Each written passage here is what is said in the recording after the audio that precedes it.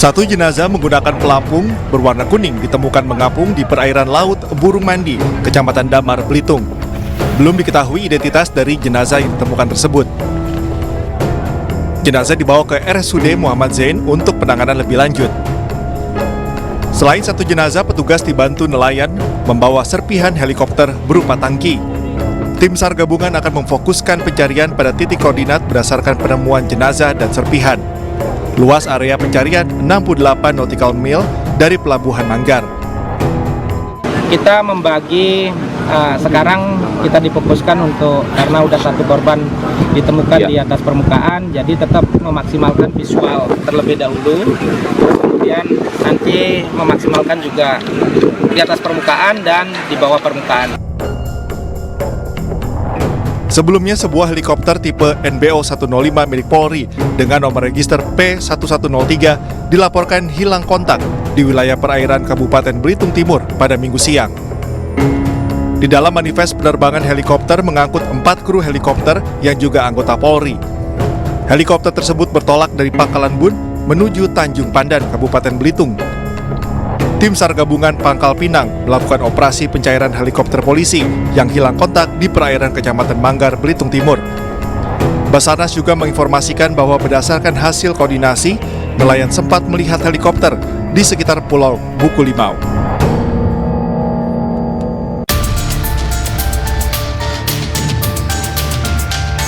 Sebuah baliho yang berada di tepi Jalan Raya Aloha Gedangan, Sidoarjo, Jawa Timur ambruk menimpa 5 motor dan 1 pick-up. Saat kejadian hujan melanda kawasan tersebut, seorang pemotor yang kebetulan melintas tertimpa baliho. Korban bernama Ramadan, 35 tahun, warga Laguna, Surabaya, dibawa ke rumah sakit. Sementara seorang pemotor yang berteduh di dekat lokasi melihat baliho ambruk. Ibu. Jadi hujan, saya sama mbaknya berteduh di bawahnya itu, di bawahnya terpal. Tiba-tiba angin, langsung itunya jatuh. Balihonya langsung ambruk gitu ya? Langsung seketika. Terus waktu itu ada siapa yang tertindih? Ada? Polisi dan tim Basarnas yang datang ke lokasi mengevakuasi bangkai kendaraan yang tertimpa baliho. Untuk kepentingan pemeriksaan lebih lanjut, seluruh bangkai kendaraan dibawa ke Mapolsek setempat.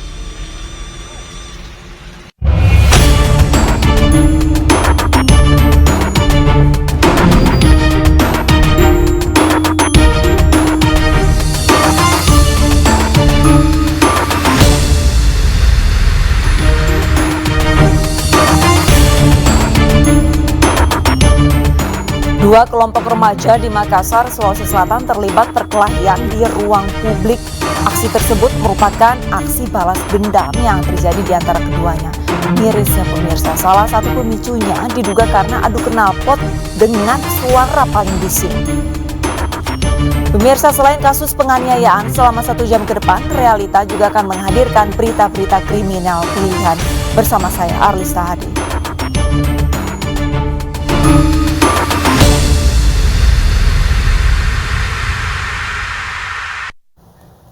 Kita ke informasi pertama, tertangkap tangan saat sedang mencuri dan terlibat perkelahian dengan korbannya. Seorang pencuri di Pangkep, Sulawesi Selatan tewas. Pelaku tewas di lokasi kejadian karena terluka akibat benda tajam.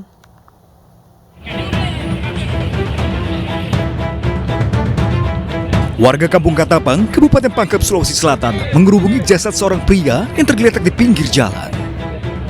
Menurut keterangan sejumlah saksi, pria ini merupakan pencuri ban mobil dan traktor milik salah seorang warga JD, 24 tahun. Dari identitas yang ditemukan, pria terduga pencuri ini bernama Fadli, 22 tahun. Fadli tewas di tangan JD setelah dirinya tertangkap basah akan mencuri ban traktor di bengkel JD dan melakukan perlawanan. JD yang emosi karena telah berkali-kali menjadi korban pencurian, membekali dirinya dengan senjata tajam saat berkelahi dengan pelaku. Fadli akhirnya tewas dengan sejumlah luka akibat senjata tajam di tubuhnya. Pelaku ini sudah mengantisipasi karena menurut pengakuan dari pelaku sudah banyak barangnya yang hilang sebelumnya. Kemudian ketika korban ini memasuki rumah, dia sementara memegang ban mobil dan ban traktor yang oleh pelaku ini dicurigai bahwa dia akan mencuri. Maka sehingga dia tegur Nah, kemudian terjadi perlawanan sehingga pelaku ini melakukan pemarangan, diparangi.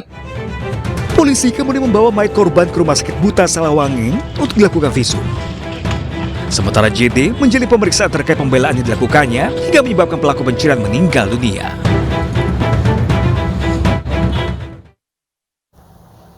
Seorang ibu muda warga Muara Enim, Sumatera Selatan menganiaya bayinya yang baru berusia 10 hari hingga meninggal dunia. Pelaku diduga depresi karena kondisi ekonomi serta ditinggal suami jelang persalinannya.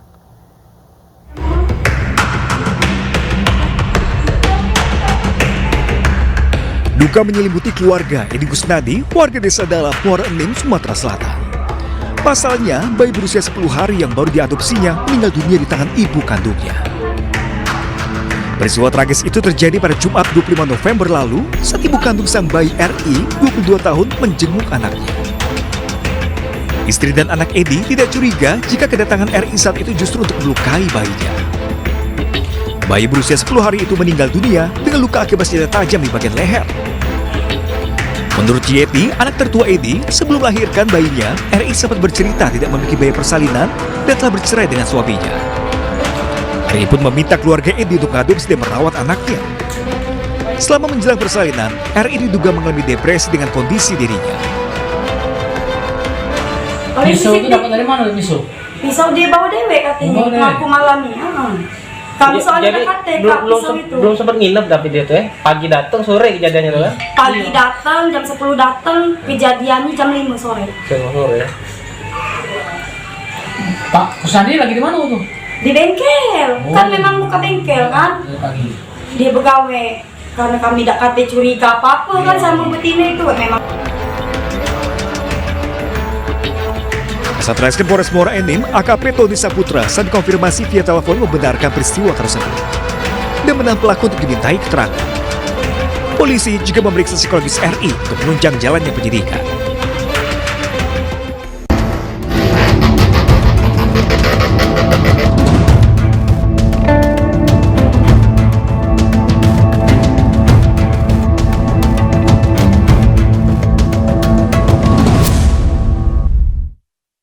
Hanya karena tersinggung, seorang pria di Kolaka, Sulawesi Tenggara menikam temannya saat pesta minum keras bersama.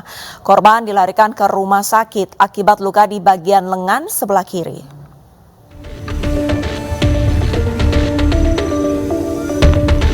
Tansi alias Anci disambangi aparat Polsek Kolaka, Sulawesi Tenggara di rumahnya di Lorong Pendui, Kelurahan Laloeha, usai menggelar pesta minuman keras.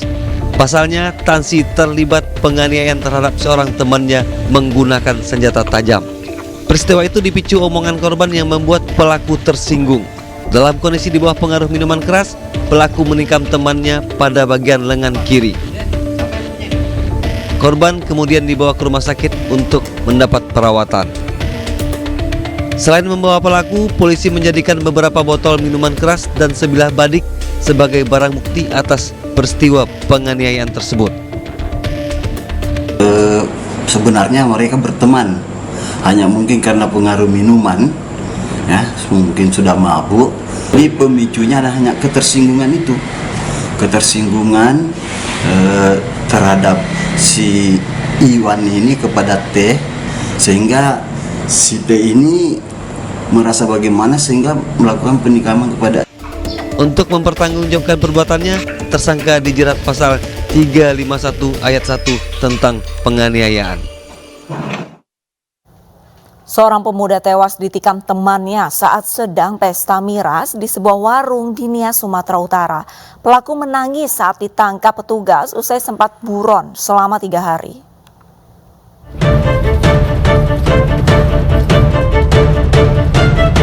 MK Kurniawan hanya bisa menangis saat ditangkap aparat Satreskrim Polres Nias. Pria 22 tahun ini terpaksa berurusan dengan polisi lantaran tengah menikam rekannya SD 28 tahun hingga tewas saat bercengkrama di sebuah warung kopi. Peristiwa maut bermula saat pelaku yang dipengaruhi minuman keras tersinggung dan terlibat cekcok dengan korban. Dibakar emosi, pelaku pun menarik sebilah pisau dan menikam korban sebanyak 3 kali lalu melarikan diri. Pelaku diboyong aparat Polsek Lahewa guna pemeriksaan lebih lanjut. Tersangka beserta saksi-saksi sedang melakukan duduk di sebuah warung dengan minum minuman kampung. Nah, pada saat ada kesesuaian paham antara rekan-rekan mereka yang ada di situ, sehingga korban berdiri menyerahkan minuman yang ada di atas meja. Nah, pada saat itulah tersangka mungkin merasa tersinggung. Tersangka menarik pisau, langsung menikam sebanyak 3 kali ke tubuh korban. Pelaku kini mendekam di sel tahanan Polres Nias dan terancam pasal tentang pembunuhan dengan hukuman 15 tahun penjara.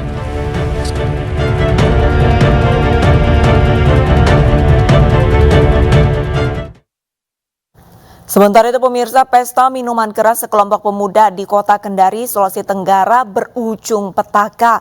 Seorang pemuda dikeroyok 3 rekannya hingga kritis. Boy Rasimin, 20 tahun, ditemukan bersimbah darah di kamar kosnya di Kecamatan Kambu, Kota Kendari, Sulawesi Tenggara. Korban mengalami luka di bagian kepala akibat dikeroyok 3 rekannya. Warga mengevakuasi korban ke Rumah Sakit Abu Nawas Kendari untuk mendapatkan perawatan medis. Peristiwa terjadi saat korban bersama 7 orang temannya sedang menggelar pesta minuman keras. Korban menegur salah seorang teman yang baru dikenalnya untuk tidak ribut karena mengganggu tetangga kos lainnya. Tak terima ditegur, korban lalu dikeroyok oleh 3 orang yang berada di dalam kamar. Ada 2 orang temannya minum di dalam, dia geser, dia senggol, dia bilang, awas saya mau ambil tasku dulu di dalam. Saya bilang, sabar dulu, bisa dulu situ, dikunci nih, saya punya teman di dalam, dia luka itu. Nah, terus kemudian saya dobrak pintu, tak buka, saya masuk di dalam. Gue kan sudah itu pintu WC sudah terbuka sedikit, jadi saya cuma dorong sedikit begini, saya lihat korban sudah terkapar. Aparat Polresta Kendari yang mendapat laporan langsung menggelar olah tempat kejadian dan memeriksa saksi-saksi.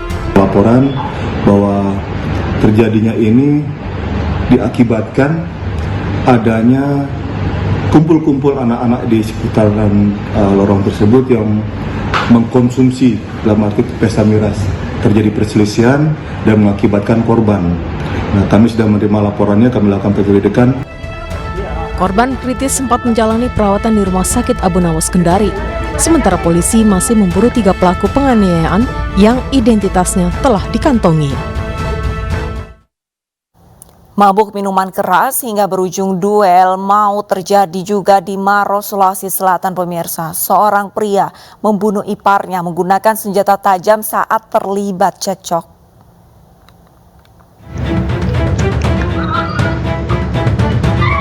Inilah video amatir saat warga di Desa Abulosi Batang, Marusu, Maros, Sulawesi Selatan berusaha melerai duel maut antar saudara ipar di salah satu rumah. Awalnya pelaku yang dalam kondisi mabuk miras mendatangi rumah korban dengan memegang senjata tajam. Korban yang terpancing kemudian keluar juga membawa senjata tajam hingga terjadi duel. Korban Deng Mana, 55 tahun, terluka di dada dan meregang nyawa saat dirawat di rumah sakit. Sementara pelaku Ansar, 45 tahun, juga terluka dan kini masih dirawat. Menurut keluarga korban, pelaku yang juga iparnya ini dinilai kerap merasakan jika sudah mabuk. Namun perbuatannya membunuh Deng Mana dianggap keterlaluan dan harus mendapat hukuman yang berat. Saya lagi melerai, kan tiba-tiba dia langsung masuk. Langsung saya masuk, langsung saya ditodongnya, cuma saya menghindar. Terus saya menghindar, datanglah bapak, dia bantu saya kan. Tapi almarhum dia langsung ke dalam ambil parang juga ya Pak katanya. Iya. Untuk karena dia kasihan saya kan.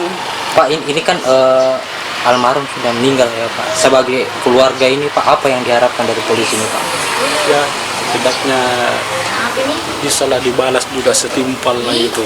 Dihukum seberat-beratnya. Dihukum seberat-beratnya, kalau perlu hukuman mati juga kasih dia Pak.